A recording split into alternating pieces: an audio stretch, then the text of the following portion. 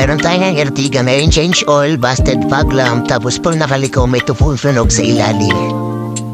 So ayun, nabaklas na natin yung fog lamp. Nakita natin na putol na yung filament, kaya hindi na siya umiilaw.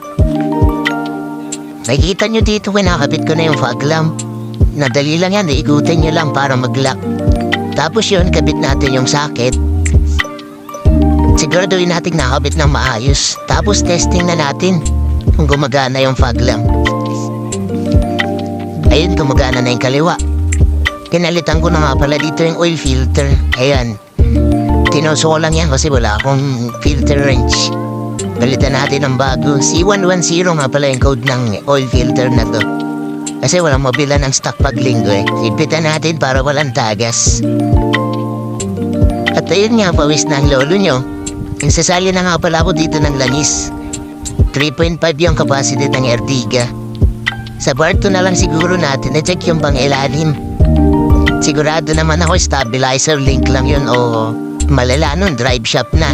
Kasi pag nakaliko lang tumutunog eh. Malakas daw eh, lagot to.